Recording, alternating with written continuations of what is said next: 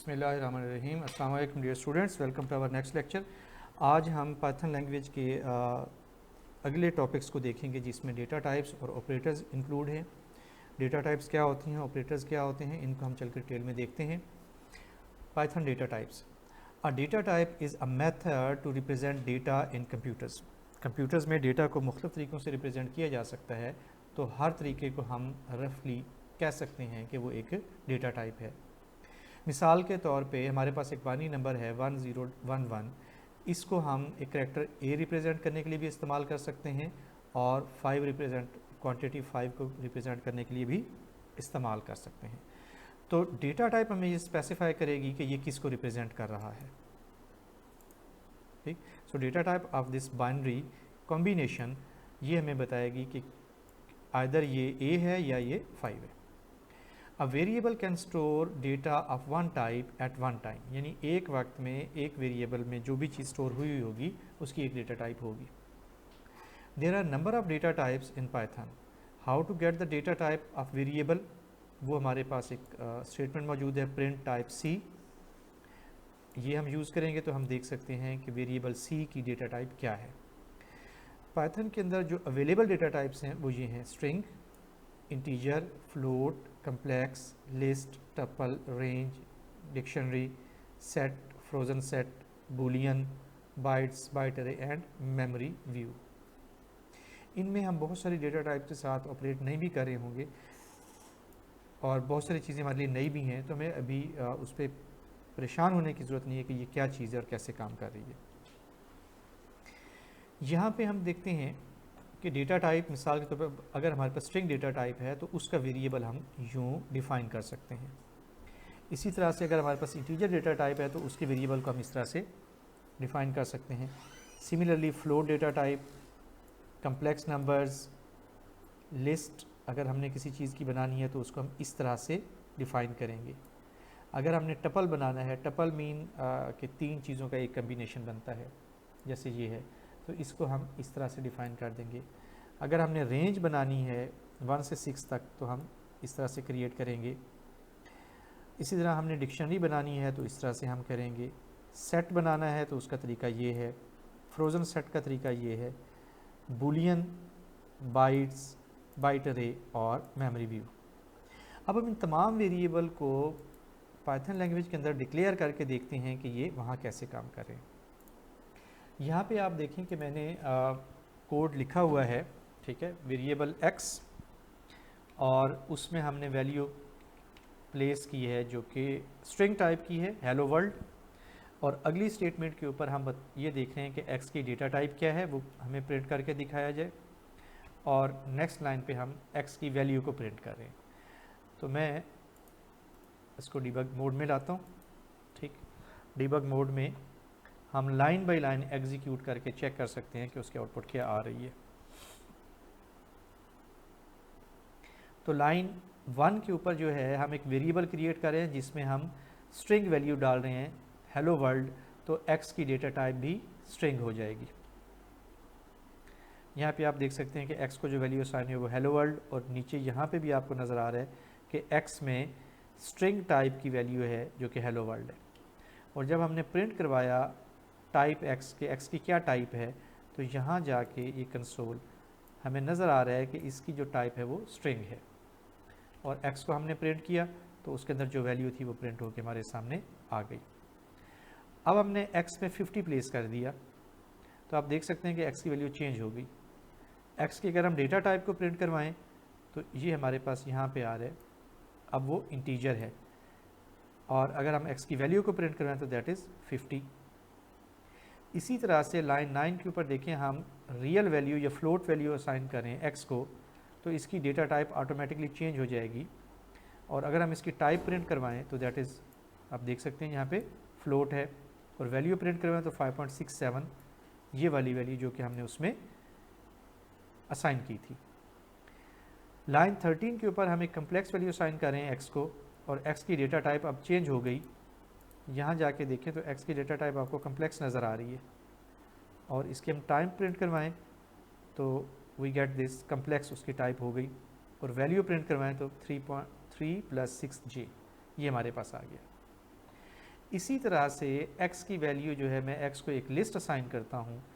यहाँ पे आप देखें कि अभी x की वैल्यू कम्प्लेक्स है, जैसे ही मैं इसको लिस्ट असाइन करता हूँ इसकी वैल्यू ऑटोमेटिकली चेंज हो गई। इसकी डेटा टाइप जो कि लिस्ट है विच कंसिस्ट ऑफ 3 एलिमेंट्स, और उसकी अगर मैं टाइप प्रिंट करवाऊँ तो यहाँ पे आप देखें उसकी टाइप लिस्ट आ गई है, और वैल्यू प्रिंट करवाएं तो वी गेट दिस।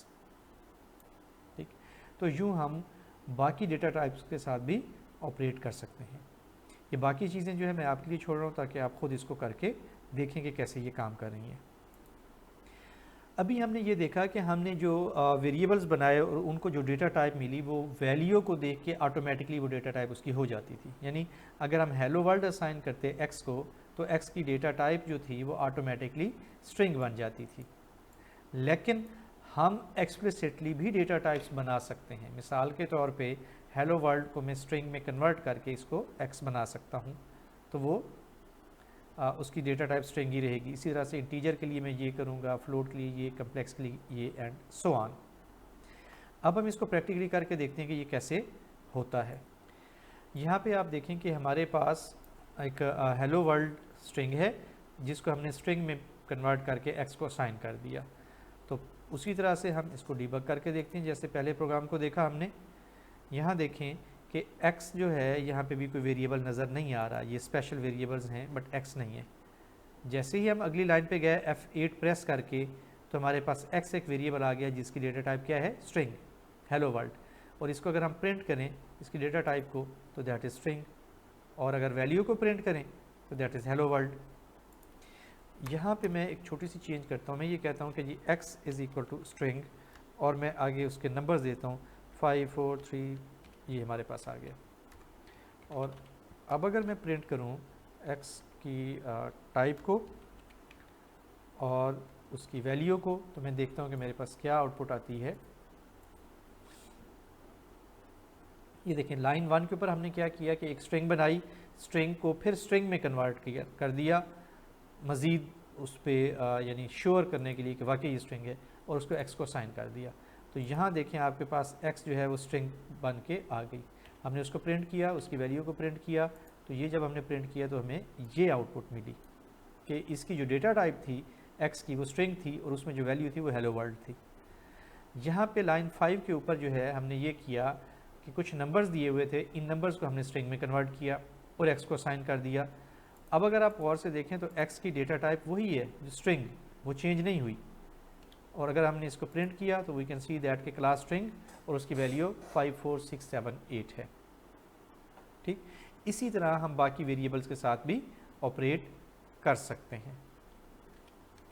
ठीक, तो ये 3-4 मैंने आपको एग्जीक्यूट करके दिखा दी स्टेटमेंट्स, बाकी आप खुद इसको करके देखिएगा।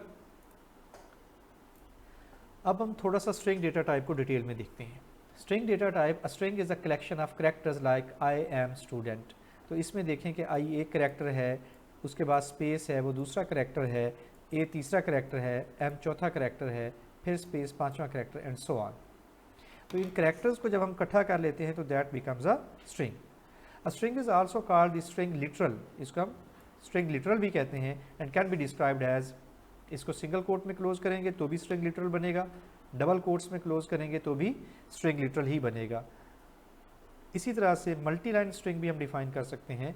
मल्टी लाइन स्ट्रिंग को अगर हमने डिफाइन करना हो तो हम ये 3 टाइम ये डबल कोट्स यूज़ करेंगे और आगे वो सारी स्ट्रिंग लिखते चले जाएंगे यहाँ तक कि वो बंद हो जाए।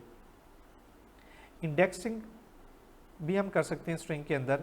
इंडेक्सिंग कैसे करते हैं, लेट्स से दैट हमारे पास एक वेरिएबल है नेम जिसमें कि ये स्ट्रिंग है I am Sajid Iqbal.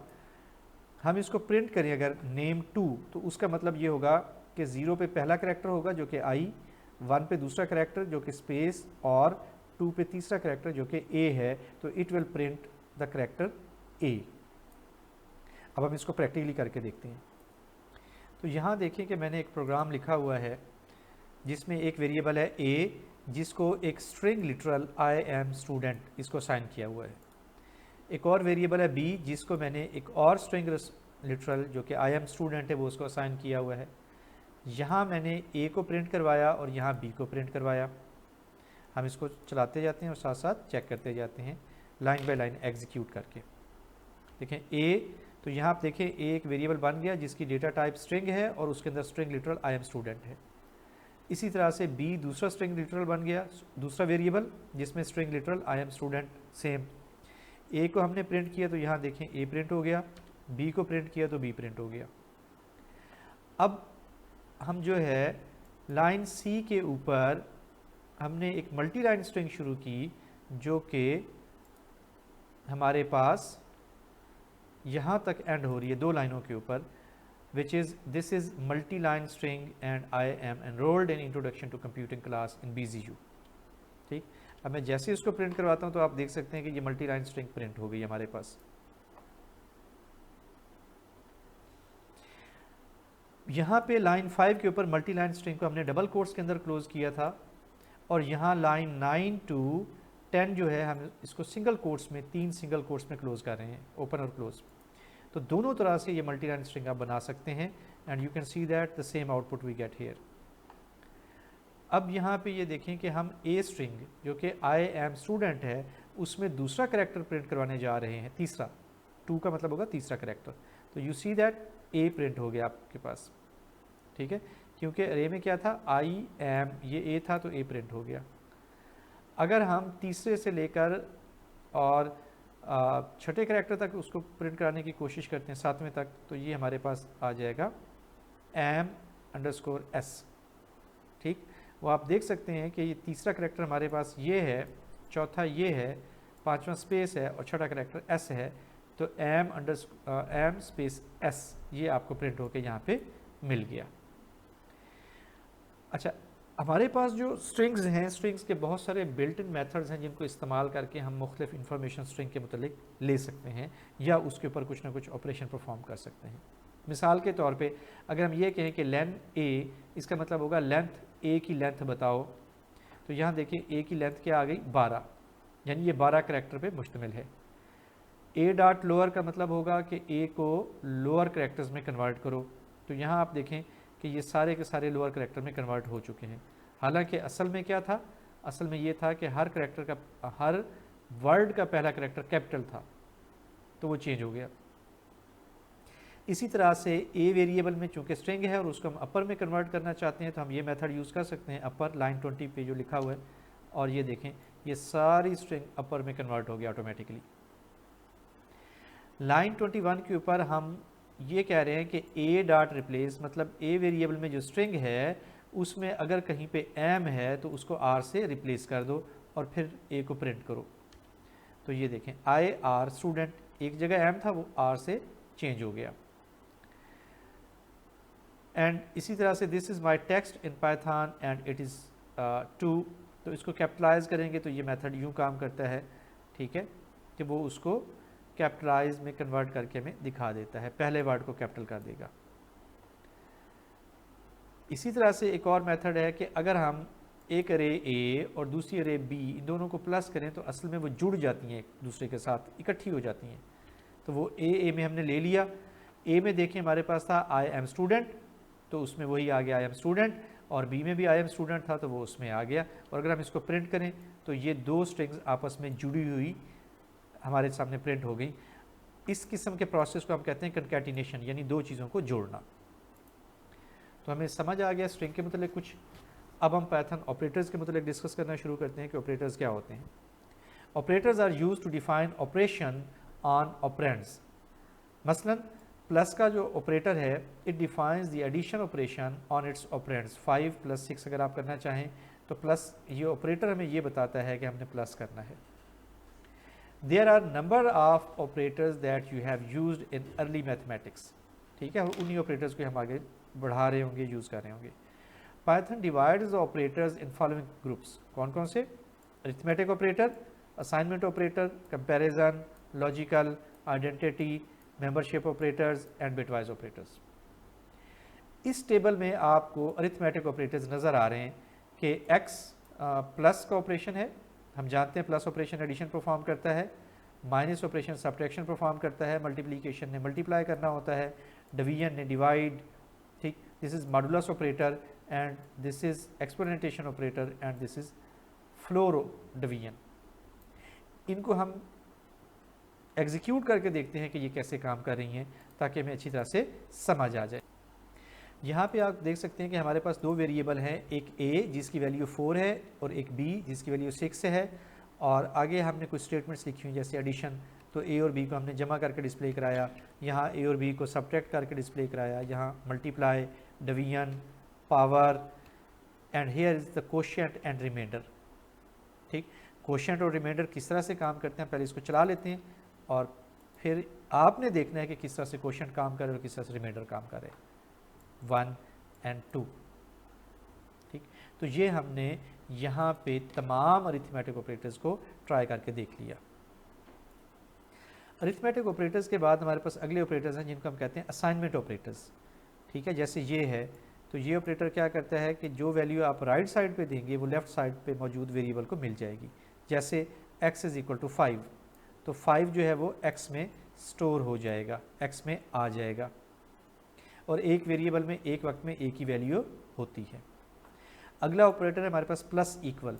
Plus equal क्या करता है कि x में 3 को ऐड करके x को ही असाइन कर दो, यानी ये बिल्कुल ऐसे ही है जैसे ये ऑपरेटर है हमारे पास, ऐड 3 इंटू एक्स और जो जवाब है वो असाइन कर दो x को ही। ठीक है, तो ये उसका एक शॉर्ट हैंड मेथड है, शॉर्ट हैंड तरीका है लिखने का। इसी तरह से x minus equal to 3 which is equal to this operation, and similarly there are other operations। ठीक, अब हम इन ऑपरेशंस को पाइथन में करके देखते हैं कि ये कैसे वर्क कर रहे हैं। यहाँ देखिए मैंने कुछ कोड लिखा हुआ है। ठीक है, x is equal to 5 which is simple assignment, और उसको हम प्रिंट करें तो 5 प्रिंट हो जाएगा।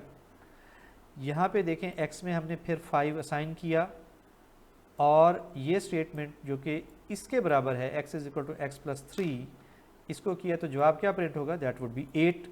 सो let we check it.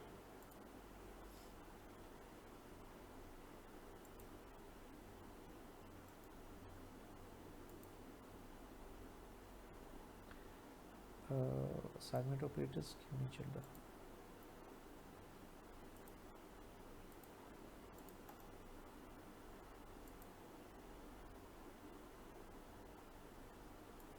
Okay, तो यहाँ पे देखें कि हमने डिबगिंग मोड स्टार्ट कर लिया। x में हम 5 प्लेस करें, यहाँ इस एरिया में देखें कोई हमें वेरिएबल नज़र नहीं आ रहा, लेकिन जैसे ही हमने उसको 5 वैल्यू असाइन की तो यहाँ पे x वेरिएबल बन गया जिसकी डेटा टाइप इंटीजर है और उसमें वैल्यू 5 है। अगर हमने x को प्रिंट किया तो हमें यहाँ पे ये देखें 5 नज़र आ रहा है।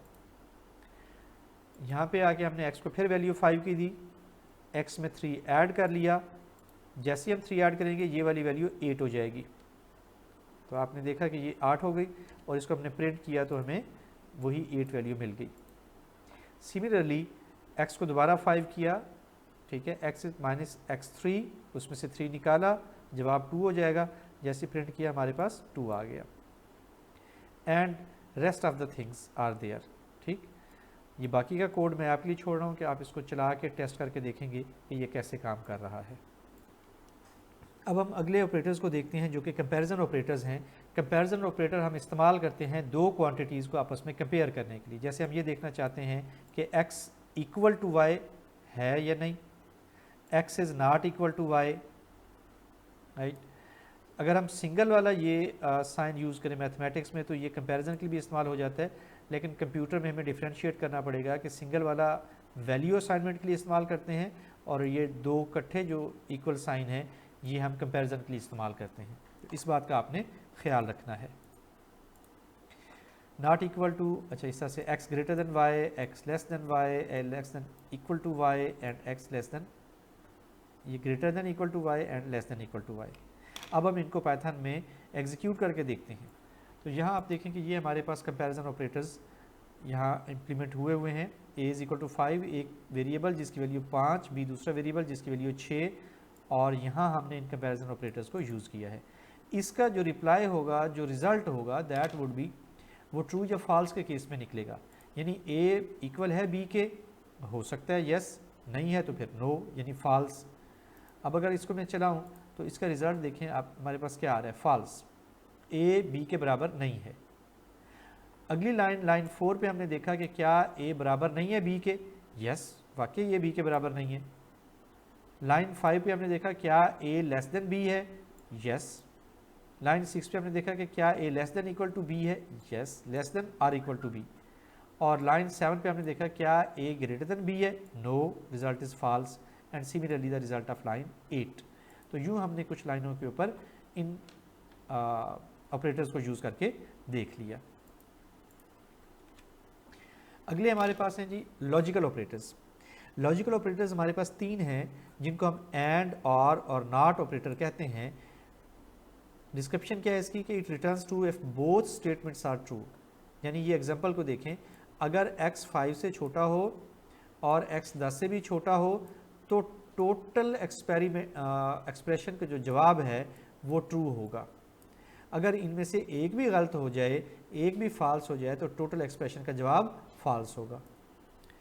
इसी तरह से हम ये देख सकते हैं कि हमारे पास जो और का फंक्शन है returns true if one of the statements are true. यानी अगर ये वाली बात ट्रू हो जाए या ये वाली बात ट्रू हो जाए तो ओवरऑल रिजल्ट हमारे पास ट्रू होगा, वरना फॉल्स होगा। और नॉट स्टेटमेंट हम यूज़ करते हैं, not operator, x less then 5 and x less then 10। यानी ये वाला फॉर एग्जांपल ये भी ट्रू हो जाए, ये भी ट्रू हो जाए तो इस सारे एक्सप्रेशन का रिजल्ट क्या होगा, ट्रू। और नॉट क्या करेगा, इसको फॉल्स बना देगा। मतलब जो रिजल्ट भी अंदर एक्सप्रेशन जनरेट कर रहा होगा उसको ये वापस रिवर्स कर देगा। अगर वो फॉल्स होगा तो ये ट्रू कर देगा और अगर ये ट्रू होगा तो फॉल्स कर देगा। इस प्रोग्राम में देखें कि हमने 2 वेरिएबल क्रिएट किए हुए हैं ए और बी। हम इस प्रोग्राम को डीबग करके देखते हैं कि लॉजिकल ऑपरेटर कैसे एग्जीक्यूट हो रहे हैं, कैसे काम कर रहे हैं। पहली लाइन के ऊपर हमने एक ए वेरिएबल क्रिएट किया जिसको वैल्यू 10 दी। यहाँ देखें वेरिएबल बन गया, उसकी वैल्यू 10 और उसकी डेटा टाइप भी आ गई। अगली लाइन पे हमने दूसरा वेरिएबल बनाया बी, उसकी डेटा टाइप और उसकी वैल्यू 20 हो गई। अब यहाँ पे देखें कि हम लॉजिकल ऑपरेटर यूज़ करें। पहला हमने चेक किया कि क्या ए लेस देन 15 है, तो यस ए लेस देन 15 है, ट्रू आ गया इसका। फिर हमने देखा कि क्या बी लेस देन 30 है, यस बी लेस देन 30 है। तो एंड के लेफ़्ट साइड पे जो ऑपरेशन था वो भी ट्रू हो गया और राइट साइड वाला जो एक्सप्रेशन था वो भी ट्रू हो गया। तो टोटल रिज़ल्ट जो है वो मिल के ट्रू ही बना। तो ये देखें कि जब हम इसको प्रिंट करते हैं तो आपको यहाँ पे ट्रू नज़र आ जाता है। दूसरे केस में हम ये देख रहे हैं कि क्या ए लेस देन 15 है, यस ए लेस देन 15, या बी लेस देन 20 होना चाहिए, बी लेस देन 20 नहीं है। तो इसका रिज़ल्ट जो है ट्रू निकलेगा और आर के बाद जो राइट साइड है उसका रिज़ल्ट फॉल्स निकलेगा। आर ऑपरेशन ये करता है कि दोनों में से कोई एक भी अगर ट्रू आ गया तो टोटल रिज़ल्ट क्या होगा, ट्रू होगा। तो इसका जवाब भी ट्रू होगा। तो ये देखें हमें ट्रू मिल गया। अब क्या ए लेस देन 10 है, ए में तो 10 है तो वो लेस देन 10 तो नहीं है। तो इसका जो इस एक्सप्रेशन का रिजल्ट क्या होगा, फॉल्स। और फॉल्स के ऊपर जब हम नॉट को लगाएंगे तो वो ट्रू कर देगा उसको। तो रिज़ल्ट हमारे पास ट्रू आ गया, आप देख सकते हैं। इसी तरह से आगे हम इन एक्सप्रेशंस को कम्प्लेक्स भी कर सकते हैं, जैसे यहाँ पे किए हुए हैं। तो इसको मैं आपके लिए छोड़ रहा हूँ ताकि आप इसको खुद अंडरस्टैंड करें और डिस्कस करके देखें कि इनके रिजल्ट्स क्या निकलेंगे और फिर कंप्यूटर पे चला के देखें कि क्या वाकई वही रिजल्ट निकलते हैं जो आपने समझे थे। अब हम आगे आते हैं, 2 और ऑपरेटर्स को देखते हैं जिनमें कि मेंबरशिप ऑपरेटर और आइडेंटिटी ऑपरेटर्स शामिल हैं। ये पहला जो टेबल है ये आइडेंटिटी ऑपरेटर्स को रिप्रेजेंट कर रहा है और दूसरा जो टेबल है ये मेंबरशिप ऑपरेटर्स को रिप्रेजेंट कर रहा है।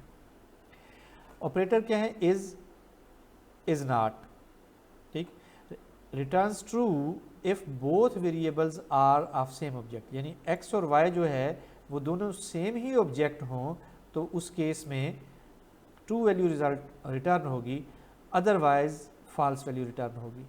और इज नॉट जो है वो उसका उल्ट है इज का, ठीक। अब हम इसको चला के देखते हैं कि आइडेंटिटी एलिमेंट कैसे काम करता है। यहाँ पे आप देखें कि मैंने 2 वेरिएबल क्रिएट किए हुए हैं, ए इज़ 10 बी इज़ 20 और सी एक अरे बनाई हुई है, मैंने लिस्ट बनाई हुई है जो कि 1 2 3 4 5 पे मुश्तमिल है। और फिर सी की वैल्यू हम डी को दे देते हैं। तो अब देखते हैं कि ये कैसे काम कर रहे हैं।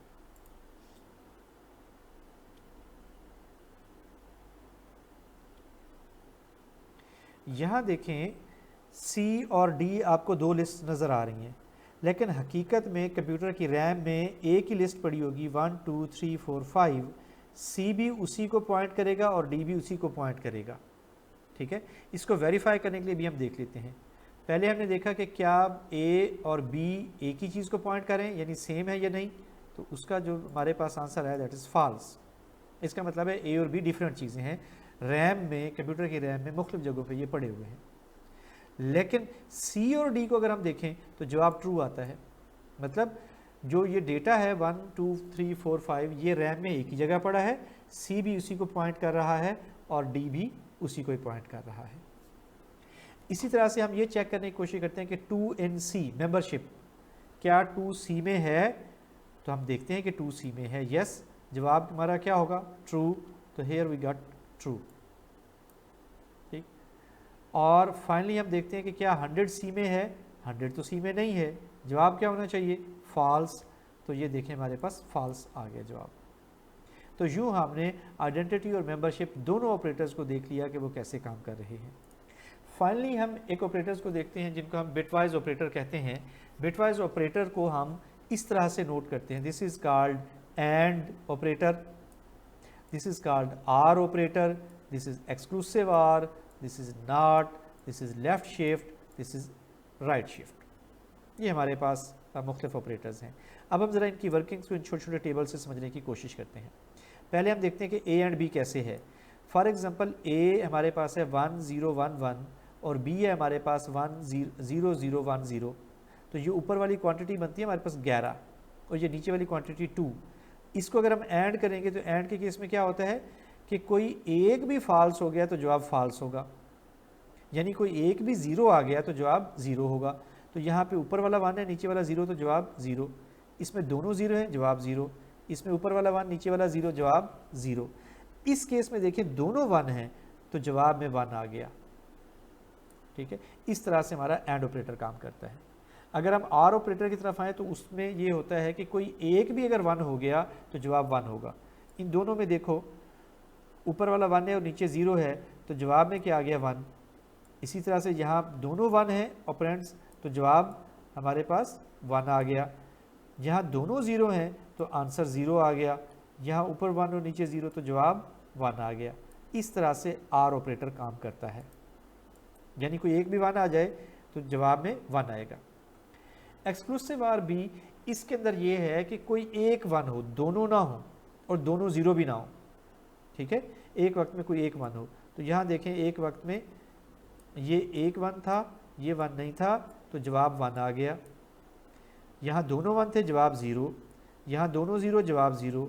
यहाँ ऊपर 1 और नीचे 0 तो जवाब हमारा फिर 1 आ गया। तो this is exclusive or operation. Not operation की तरफ हम जाएं, ये हमारा नॉट ऑपरेशन है। इसमें देखें कि जहाँ पे 1 होगा वो 0 में शिफ्ट हो जाएगा, 1 0 और 0 1 में शिफ्ट हो जाएगा। This is not operation, complement हो जाएगा हर बिट अपनी जगह के ऊपर। यहाँ पे हमारे पास है जी राइट शिफ्ट ऑपरेटर। इसको हम गौर से देखते हैं।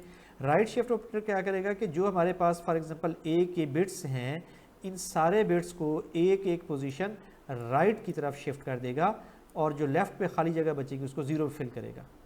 मिसाल के तौर पे ये एक यहाँ पे शिफ्ट हो गया, ये 0 यहाँ पे शिफ्ट हो गया, ये 1 यहाँ पे शिफ्ट हो गया, ये 1 यहाँ पे शिफ्ट हो गया और इस तरफ जो जगह बची है वहाँ पे 0 को प्लेस कर दिया है। अब सवाल ये होगा कि ये जो 1 इससे बाहर निकल गया है वो कहाँ गया। देखिए हमारे पास तो टोटल 4 बिट्स थे ना जिस पे हम काम कर रहे थे, 5वें बिट की जगह ही नहीं थी, तो इसका मतलब है कि ये डिस्कार्ड हो गया, ज़ाया हो गया।